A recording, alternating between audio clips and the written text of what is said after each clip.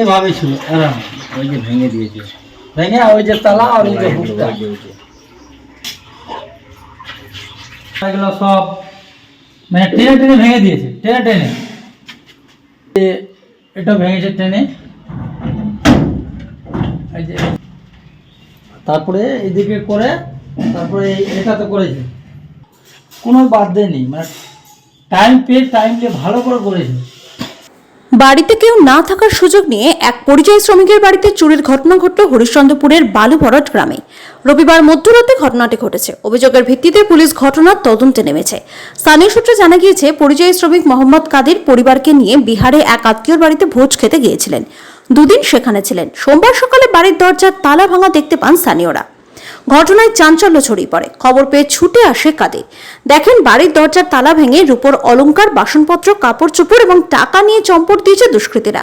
কাদের বলেন, স্থানীয় দুষ্কৃতীরা এই কাণ্ড করেছে বলে সন্দেহ আমার। থানায় অভিযোগ করেছি। সব ভেঙে ছিলাম, আমার শালার ছেলের বিয়ে ছিল। কোথায়? ইয়েতে বেলুয়া বুড়াগামাতে, হ্যাঁ বিহারে। ওখানে আমি দুদিন ধরে ছিলাম। তারপরে এখান থেকে আমার ভাই রাস্তা থেকে দেখলো যে ইয়ার দরওয়াজা কেন খোলা আছে চারানো। ও আমাকে ফোন করলো, তালা লাগা যাইস না? আমি বলছি না, তালা তো লেগে আসছি। তো একে আমি বললাম যে তুই দেখ, উপরে ঝাঁকিয়ে দেখ, নাহলে সিঁড়ি লাগাই দেখ। ইয়ে আবার ঝাঁকিয়ে দেখছি যে তালা নিচের দিকে পড়া আর গেট ভাঙানো আছে কুন্ডি। তারপর আমাকে ফোন করলে আমি আসে দেখছি যে মেন গেটের ওটা তালা লাগানো আছে, ভিতরকার ঘরের গেট ভাঙানো আছে। ওই ঢোকার পর তারপর আসে দেখছি ভিতরের রুমে যে সব উলট পুলট করে গেছে। ওই পয়সা ছিল, পয়সা নাই, আর চাঁদি ছিল, চাঁদি নাই। 45,000 ছিল, 45,000। 50,000 টাকা আমি তুলে নিয়ে এসেছিলাম 5-7 দিন আগে। 5,000 টাকা আমি খরচার জন্য পকেটে নিয়ে নিয়েছিলাম, আর 45,000 টাকা আমি রেখে দিয়েছিলাম। আর ওই চাঁদি ছিল, ওই চাঁদিগুলো সব ওখানে রাখানো ছিল একটা কেরি ব্যাগে। চাঁদি ওই 33 ভরির মতো, তো ওই 33টা লেখানো হয়েছে না। বাকি সোনা টোনা এইসব কিছু হয়নি। কাগজপত্র, দলিল মলেল, এটিএম এগুলো সবই আছে।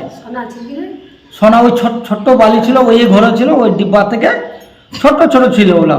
যখন আমার মেয়েটা ছোট ছিল তখনও বানানো ছিল। ওটার ওজন খুবই কম ছিল, ওটা বলতে পারছি না, কিন্তু অল্প ছিল। কোন দিন চুরিটা হয়েছে?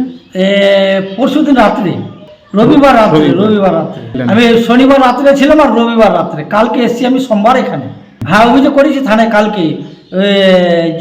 কি বলে জানে যে দিতে হবে, একটা দরখাস্ত দিতে হবে, জিটি ইনকোয়ারি যাবে। কিন্তু কাল পর্যন্ত এখনও ইনকোয়ারি আসেনি না, এখনও পুলিশ আসেনি। আমি তো বাইরে থাকি, আমি চুলের ব্যবসা করি, চুলের কাজ করি। হ্যাঁ, পরিবার নিয়ে থাকি। 2 মাস অধিকও থাকি, তো 2 মাস এখানেও থাকি। বা 4 মাস অধিক থাকি, তো 1 মাস এখানে থাকি। হ্যাঁ, এলাকার আছে মনে হয়, এলাকার মধ্যে হতে পারে। হ্যাঁ, এটার জন্য পুলিশকে জানিয়েছি কালকে, যে পরশু দিন রাত্রে হয়েছিল, আর কালকে যে জানিয়েছি, এখনও অবধি পুলিশ আসেন।